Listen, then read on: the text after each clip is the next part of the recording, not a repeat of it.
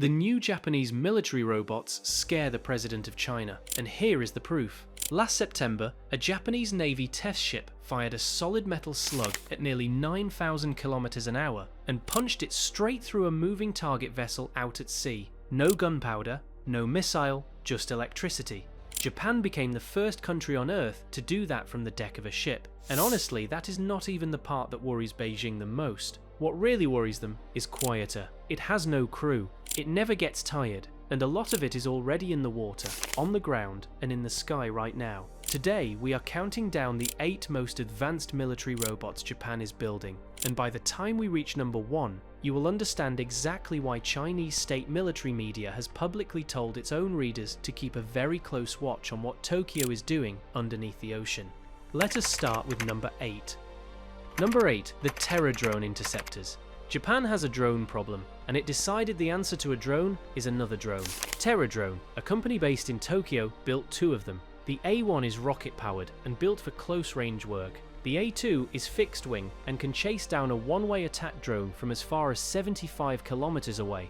But here is the part most people miss. Terror Drone did not test these machines on a quiet range somewhere in Japan. It took them to Ukraine and flew them inside an active war between April and May of 2026. Real threats, real conditions. Then it brought the data home. That testing won the company Japan's first ever contract for Interceptor drones, 300 units, with delivery demanded by the end of September. 38 companies bid for that program. Terror Drone is the one flying. And Japan wants these things stationed beside radar stations, bases, and warships by 2027, backed by roughly $1.9 billion aimed at unmanned systems in a single budget year. If you enjoy this kind of breakdown, hit that like button and subscribe. We are chasing 1,000 subscribers by the end of this month, and every single one of you gets us closer. Number 7. The Kawasaki High Energy Laser. This one does not fire a bullet at all. Kawasaki Heavy Industries built a laser system that sits on the back of a mule all-terrain vehicle, the same little utility buggy already used by Japan's Amphibious brigade. An infrared camera spots the drone. The system tracks it, locks onto it, and then simply burns it out of the sky. The version Kawasaki showed the public runs at 2 kilowatts. The version it quietly delivered to Japan's defense ministry runs at 100 kilowatts. Mitsubishi built a rival 10 kilowatt truck mounted system that reportedly kills a drone at 1.2 kilometers in about 2 to 3 seconds. And here is the number that changes warfare. Every shot costs roughly the price of the electricity it takes to fire it. You cannot bankrupt a country that defends itself with electricity. Number 6. Japan's unmanned ground vehicles. Japan spent decades refusing to put robots on the battlefield. That policy is now dead. The ground forces have been running trials with 2 tracked combat robots, the Themis from Estonia and the Mission Master from Rheinmetall. Machines weighing between 1,100 and 1,600 kilograms that carry gear, scout ahead, and can be armed. But the real signal came in June of 2026, when Japan's procurement agency asked industry to help it build something bigger. 2 new classes of medium-sized ground robots, one configured to attack, one configured to clear mines and blow open obstacles so that human units can move through behind them. Read that again. The plan is to send the machines through the minefield first. Number 5. The OZAD-5. The ocean around Japan is the most likely place a future conflict actually starts, and sea mines are the cheapest way in the world to shut a shipping lane down. So Mitsubishi built a Hunter. The OZAD-5 is an autonomous underwater vehicle about 4 meters long that drops off the side of a Mogami-class frigate by crane and then simply goes to work on its own. It carries a dual sonar suite, which means it can scan the exposed seabed in high resolution and also see mines buried underneath the sand. It runs for over 9 hours at a stretch. No cable, no diver, no human being anywhere near the explosive.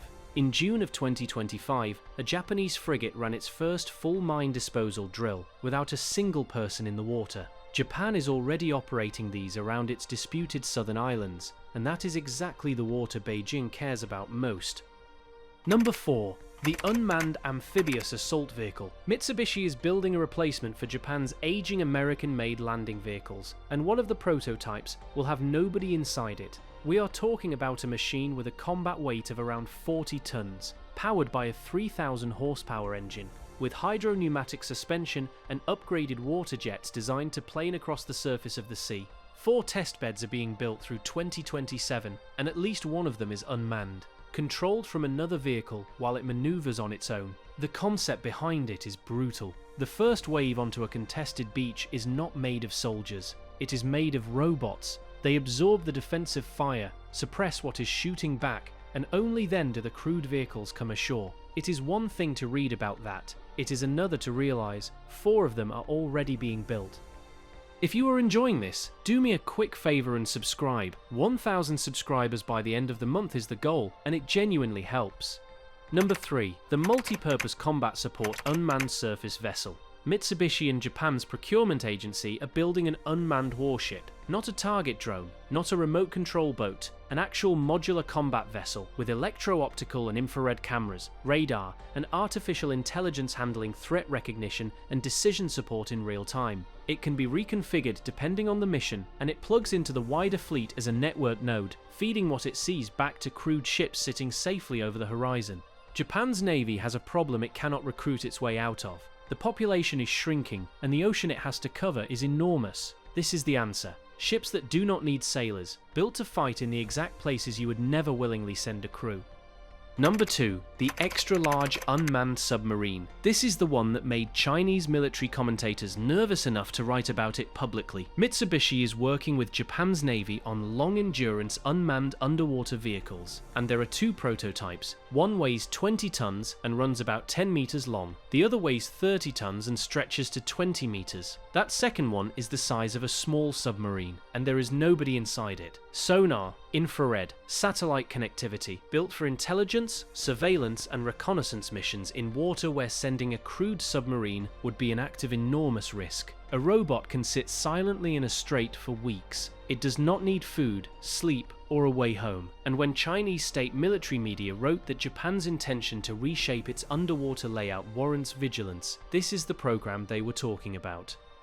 Number 1. Japan's collaborative combat aircraft. And here we are at number 1, which is not the machine flying today. It is the machine that changes everything about what comes next. Japan is building unmanned fighter jets designed to fly alongside its next-generation crewed fighter, the one being developed jointly with Britain and Italy. The conceptual design phase started this fiscal year. Deployment is planned for the 1930s, timed exactly to the arrival of the first mass-produced next-generation fighters. Japanese pilots are already training on Australia's Ghost Bat to learn how a human commands a robot wingman in real combat conditions. So why the top spot? Because of the scale of what it means. One pilot stops being one aircraft and becomes a formation. The jets fly ahead, absorb the first missile, carry extra sensors and extra weapons, and the human never has to enter the most dangerous airspace at all. Japan is not buying that capability from anyone. It is building it from the ground up. And that is what genuinely rewrites the balance in the Pacific. And that wraps up our countdown of the 8 most advanced military robots Japan is building right now. Robots that hunt mines under the sea, that burn drones out of the sky with light, that storm a beach so nobody has to, and that will soon fly wing to wing with human pilots. Add a railgun that fires at Mach 7 and you start to see the picture. The country that spent 80 years being careful is quietly becoming one of the most technologically advanced militaries on the planet, and it is doing it with machines instead of manpower. So here is my question for you before you go. Out of everything on this list, which one impressed you the most, and which one honestly unsettled you a little? Drop your answer in the comments below. I read every single one, and if you enjoyed this video, hit that like button and subscribe. 1,000 subscribers by the end of the month. See you in the next one. Take care.